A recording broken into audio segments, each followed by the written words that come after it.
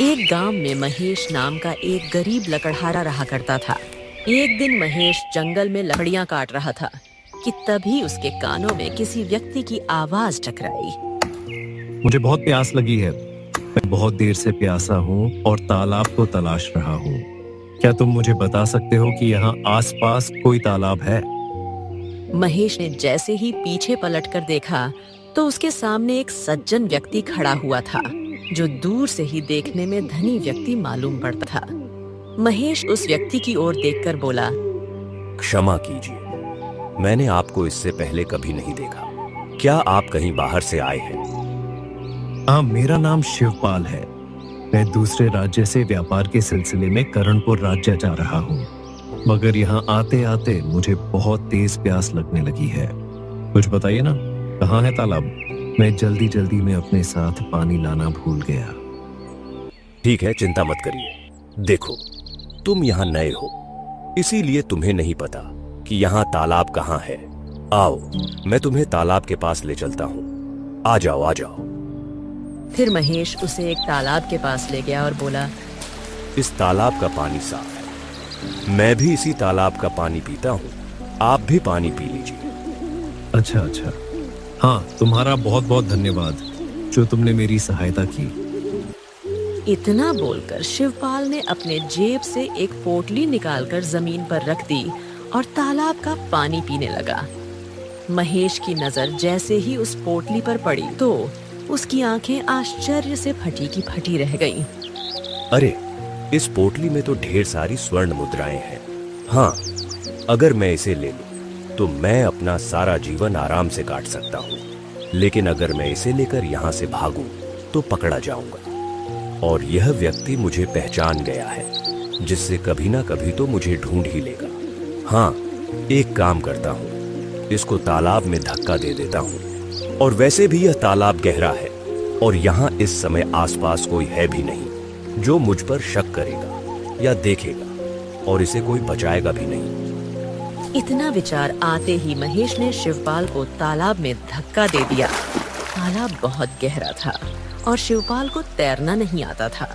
शिवपाल तालाब में डूब गया और फिर महेश स्वर्ण मुद्राओं की थैली लेकर वहां से सीधे अपने घर चला आया। और सारी घटना अपनी पत्नी को बताते हुए बोला, अब तुम ही बताओ कामिनी, क्या मैंने सही किया या गलत? पहली बार तुमने अक्लमंदी का काम किया है। अब हमारी पूरी जिंदगी सुखमय बीतेगी।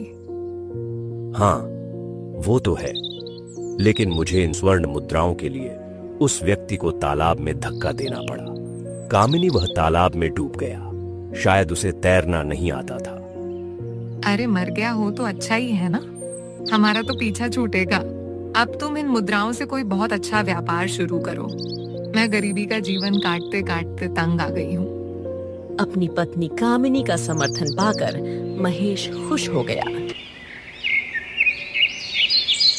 कुछ ही दिनों में महेश गांव का सबसे धनवान व्यक्ति के नाम से प्रसिद्ध हो गया।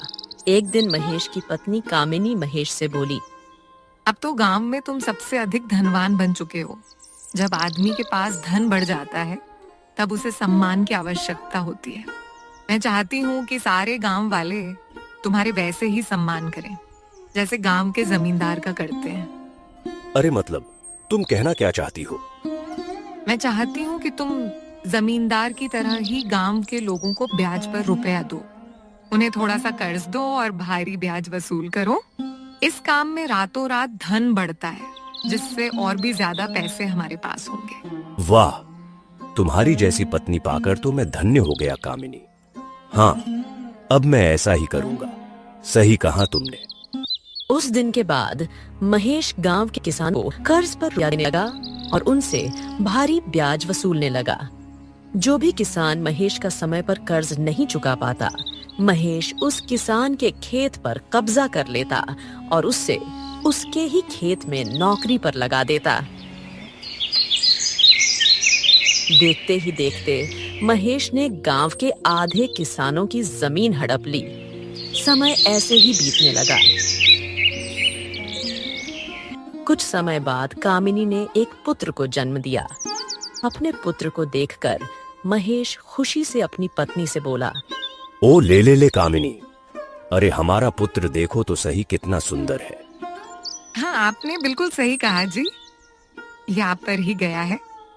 कामिनी, हम अपने पुत्र का नाम केशव रखेंगे। ऐसे ही समय बीतता चला गया। 2 वर्ष बाद महेश की पत्नी कामिनी ने एक पुत्री को जन्म दिया। अपनी पुत्री को देखकर कामिनी खुश होते हुए महेश से बोली, ए जी देखिए ना, हमारी पुत्री दिखने में कितनी सुंदर है। हाँ कामिनी, तुम सही कह रही हो, यह भी हमारे पुत्र की तरह सुंदर है, पर इसका नाम क्या रखें? हाँ, इसका नाम रोशनी कैसा रहेगा? वाह क्या नाम है, बहुत अच्छा नाम है। मैं भी अपनी पुत्री का नाम यही रखने की सोच रहा था। बहुत बढ़िया। महेश की बात सुनकर कामिनी मुस्कुराने लगी। ऐसे ही वर्ष बीत गए। महेश का पुत्र और पुत्री अब दोनों जवान हो चुके थे। एक दिन महेश की पुत्री रोशनी कहीं जा रही थी कि तभी महेश उससे बोला, अरे रोशनी बेटा, यह तुम रोज रोज कहाँ जाती हो? पिताजी, आप तो जानते हैं कि मुझे जंगल में टहलना कितना अच्छा लगता है। वहाँ पर कितना अच्छा माहौल होता है। हाँ ठीक है, लेकिन बेटा जंगल में थोड़ा सावधानी से टहला करो, क्योंकि जंगल में जंगली जानवर भी घूमते हैं। मुझे डर है कि कहीं कोई जंगली जानवर तुम्हें नुकसान न पहुंचा दे। आप चिंता मत कीजिए पिताजी, मैं केवल जंगल की सीमा तक जाती हूँ, ज्यादा अंदर नहीं जाती। इतना बोलकर रोशनी घर से बाहर निकल गई और जंगल में एक पेड़ के नीचे बैठ गई। तभी उसने देखा कि एक सुंदर युवक जमीन पर पड़ा दर्द से करा रहा था और उसके बगल में एक सुंदर घोड़ा खड़ा था। रोशनी तुरंत उस युवक के पास जाकर बोली, कौन हो तुम? मैंने पहले तो तुम्हें इस जंगल में कभी नहीं देखा और ना ही अपने गांव में। मेरा नाम कमल है। मैं दूसरे राज्य में रहता हूँ और घोड़े से टहलते टहलते यहाँ तक आया था कि अचानक ही मेरा घोड़ा बीदक गया और मुझे गिरा दिया। क्या तुम मुझे हाथ पकड़कर उठा सकते हो? क्या है ना कि मेरी कमर में बहुत दर्द हो रहा है। जब घोड़े की सवारी करनी नहीं आती तो फिर घोड़े की सवारी क्यों करते हो? इतना कहकर रोशनी ने कमल का हाथ पकड़कर उठा लिया। कमल मुस्कुराते हुए रोशनी से बोला, वैसे तुम कौन हो और इस जंगल में क्या कर रही हो? मेरा नाम रोशनी है। मैं यहीं पास के गांव में रहती हूँ। मुझे भी जंगल में टहलना बहुत अच्छा लगता है। वाह, लेकिन तुम एक लड़की हो और लड़कियों को अकेले जंगल में नहीं टहलना चाहिए। अगर किसी दिन कोई जंगली जानवर यहाँ आ गया तो कभी सोचा है कि वह तुम्हारा क्या हाल करेगा? मुझे अपनी सुरक्षा करनी आती है। तुम अपने बारे में सोचो। अगर मैं यहाँ ना आती तो तुम जमीन पर ही पड़े रहते, और अगर उस समय कोई जंगली जानवर आ जाता तो अब तक तुम उसके पेट में होते। रोशनी की बात सुनकर कमल जोर जोर से हंसने लगा। उस दिन के बाद कमल रोज रोशनी से मिलने के लिए जंगल आने लगा। कुछ ही दिनों में मुलाकात कब प्रेम में बदल गया, दोनों को पता ही नहीं चला। रोशनी रोज कमल से मिलने के लिए जंगल में एक पेड़ के पास चली जाती।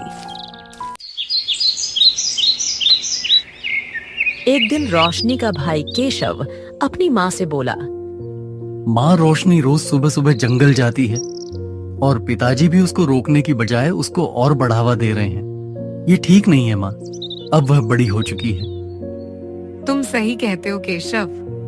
मैं तो तुम्हारे पिताजी को समझा समझा कर तंग आ गई हूँ, मगर तुम तो जानते ही हो कि वह रोशनी से कितना प्रेम करते हैं। आज मैं पता लगाकर ही रहूंगा कि आखिर रोशनी जंगल में क्या करने जाती है। इतना कहकर केशव जंगल की ओर चला गया और रोशनी को ढूंढने लगा। तभी उसकी नजर उस पेड़ के पास पड़ी। केशव ने देखा कि रोशनी किसी लड़के के साथ बातें कर रही थी। केशव क्रोधित होता हुआ अपने घर आ गया। कुछ ही देर बाद जब रोशनी घर आई तो केशव गुस्से में बोला, क्यों? आखिर तुम जंगल में किस युवक से बातें कर रही थी? बोलो, कौन था वो? बोलो।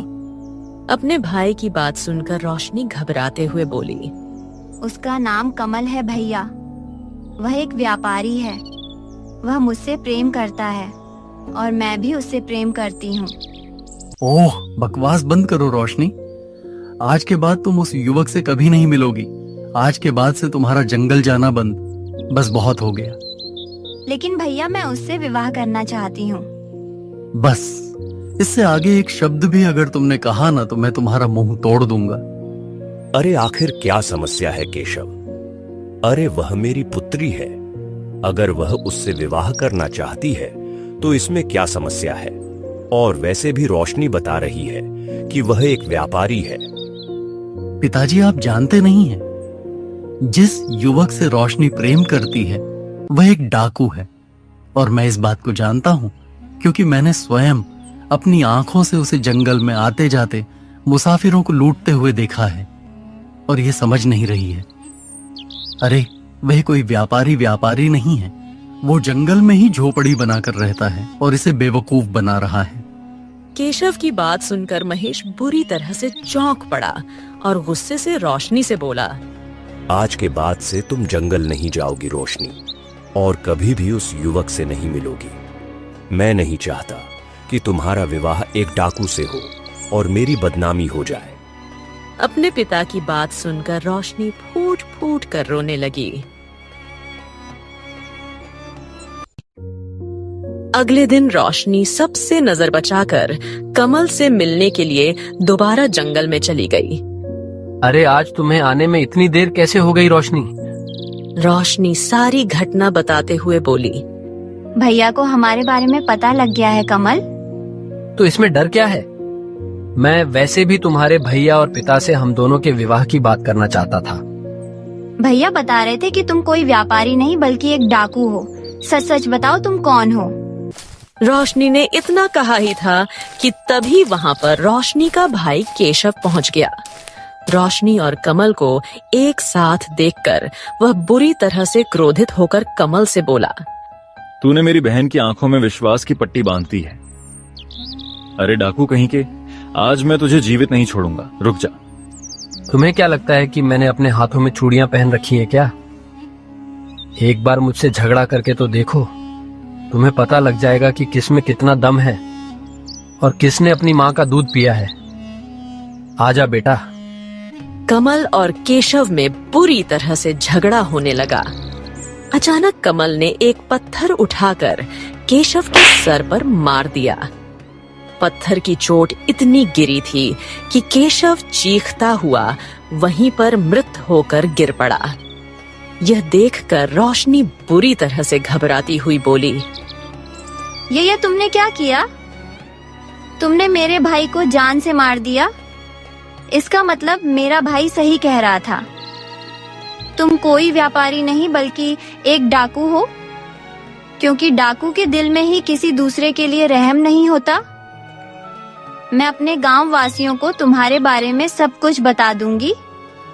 तभी कमल क्रोधित होकर रोशनी से बोला। अरे बताओगी तो तब ना, जब तुम यहाँ से अपने घर वापस जाओगे। इतना बोलकर कमल ने अपने जेब से जहरीली पुड़िया निकाल ली और अचानक उसे खोलकर वो जहरीला पदार्थ रोशनी के ऊपर डाल दिया। रोशनी बेहोश होकर वहीं गिर पड़ी।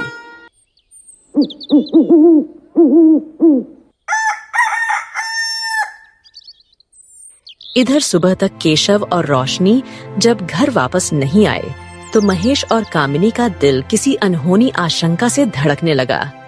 सुबह हो गई, ना तो केशव घर पर आया और ना रोशनी। पता नहीं दोनों कहाँ होंगे। कहीं कुछ हो तो नहीं गया उन्हें जंगल में? हाँ, तुम सही कहती हो। मैं उन्हें ढूंढने के लिए जा रहा हूँ। तभी वहां पर कमल आ जाता है। कमल को शंकाएं नजरों से देखता हुआ महेश बोला। कौन हो तुम? पहले तुम्हें यह कभी नहीं देखा। मैं वही हूँ जिसे तुम्हारी बेटी प्रेम करती है। कमल की बात सुनकर महेश बुरी तरह से क्रोधित हो उठा। अच्छा, तो तुम हो? तो तुम यहाँ तो आ गए हो, लेकिन अब यहाँ से वापस नहीं जाओगे। मैं अभी गांव वालों को यहाँ पर बुलाता हूँ और तुम्हारी सच्चाई बताता हूँ। गांव वालों को बुलाने से पहले जरा मेरी एक बात कान खोलकर सुन लो। देखो, मैंने तुम्हारे पुत्र केशव को जान से मार दिया और तुम्हारी पुत्री रोशनी वह भी मेरे कब्जे में है। कुछ कह रहे थे गांव वालों को बुलाने की बात। सुनो, अगर तुमने यह बात गांव वालों को बताई तो तुम्हारी पुत्री रोशनी भी मारी जाएगी, क्योंकि केवल मैं जानता हूं कि वह कहां पर है। समझे? कमल की बात सुनकर महेश और कामिनी बुरी तरह से घबरा गए और अपने पुत्र की मौत के बारे में सुनकर फूट फूट कर रोने लगे। महेश रोते हुए कमल से बोला, क्या यह क्या किया तुमने? अरे आखिर तुम चाहते क्या हो? मेरे पुत्र ने क्या बिगड़ा था तुम्हारा? क्या कर दिया तुमने? यह क्या क्या चाहते हो? बोलो। अच्छा तो सुनो, मुझे 1 लाख स्वर्ण मुद्राएं चाहिए। 1 लाख स्वर्ण मुद्राएं समझे, और ये सारी स्वर्ण मुद्राएं लेकर जंगल में तालाब के किनारे आ जाओ और वहीं से अपने पुत्री को ले जाओ। बस बात खत्म। क्या? यह तो बहुत बड़ी रकम है। इतनी बड़ी रकम को हासिल करने के लिए मुझे अपनी सारी संपत्ति बेचनी पड़ेगी। ओ ऐसा क्या? तो फिर जल्दी से अपनी सारी संपत्ति बेच दो।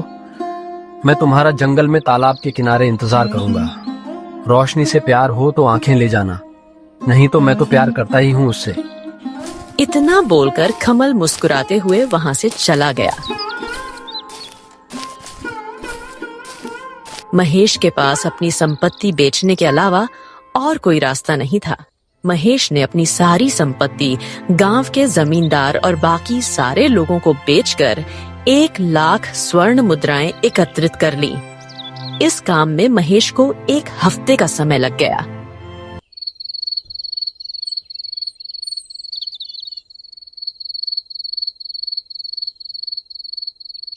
इधर तालाब के किनारे रोशनी बेहोश पड़ी हुई थी। अचानक उसे होश आ गया। जैसे ही वह उठकर खड़ी हुई तो लड़खड़ाती हुई गिर पड़ी। उसने देखा कि कमल उसे मुस्कुराते हुए देख रहा था। मुझे यहाँ से जाने दो, मुझे बहुत तेज प्यास लगी है, जाने दो मुझे। तुम जानती हो कि तुम्हें तेज प्यास क्यों लगी है? क्योंकि तुम 1 हफ्ते से यहाँ पर बेहोश हो, लेकिन मैं तुम्हें पीने को कुछ भी नहीं दूंगा। मुझे थोड़ा सा पानी पिला दो, प्यास के मारे मेरा बुरा हाल हो रखा है। अगर मुझे पानी नहीं मिला तो मैं मर जाऊंगी। ओ मेरे प्यारी रोशनी, तुम मर जाओ ना, मुझे कोई फर्क नहीं पड़ता तुम्हारे मरने और जीने से। कमल ने इतना कहा ही था कि रोशनी ने अपनी आंखें बंद कर ली। रोशनी को मृत होता देख कमल अपने आप से बोला, अरे यह तो सच में मर गई। हाँ, अगर इसके पिता को पता लग गया कि उसकी पुत्री मर चुकी है तो वह मुझे 1 लाख स्वर्ण मुद्राएं नहीं देगा। कमल ने इतना कहा ही था कि तभी महेश 1 लाख स्वर्ण मुद्राओं की पोटली लेकर वहां आ पहुंचा और अपनी पुत्री को देखकर महेश रोता हुआ कमल से बोला, ये क्या हो गया? यह क्या हो गया मेरी बेटी को? मेरी बेटी को क्या हो गया? चुप चुप, कुछ भी नहीं हुआ तुम्हारी बेटी को।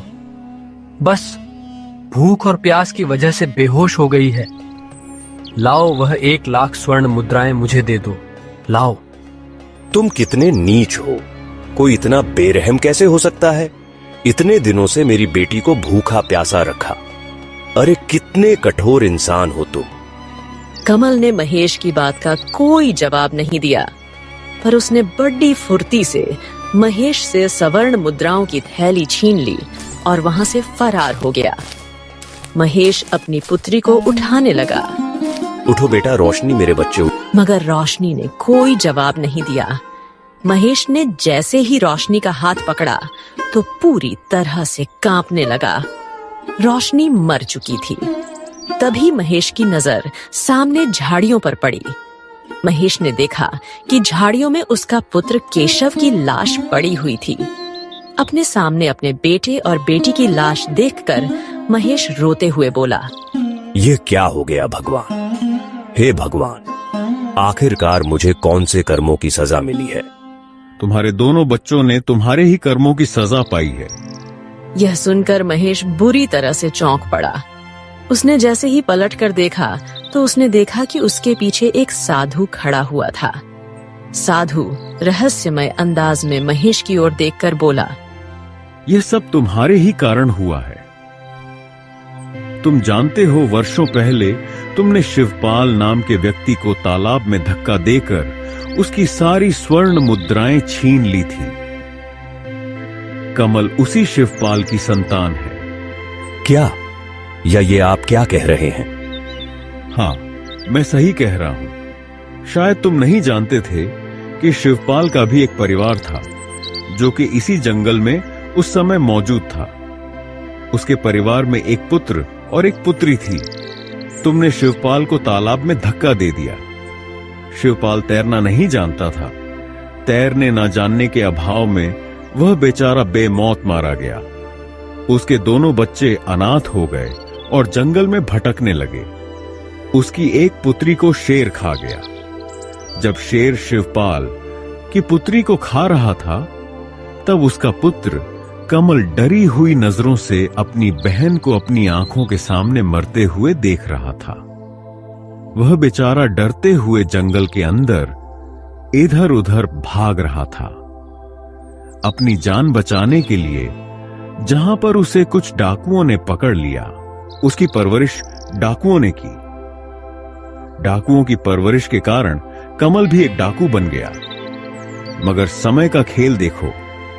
तुमने लालच में आकर जिस इंसान की हत्या की और तुम्हारे लालच की वजह से उसका परिवार बिखर गया, उसी व्यक्ति के पुत्र ने तुम्हारे पुत्र और तुम्हारी पुत्री की हत्या कर दी और तुम्हें बर्बाद करके, तुम्हें लूटकर सब कुछ तुम्हारा छीन कर भाग गया।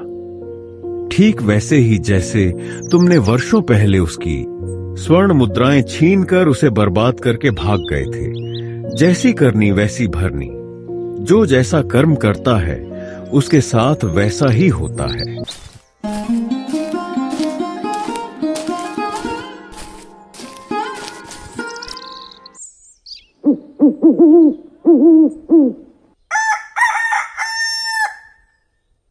उसके बाद महेश को अपने आप पर बहुत पछतावा होता है।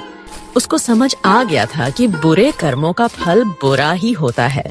तो दोस्तों, कैसी लगी आपको ये कहानी?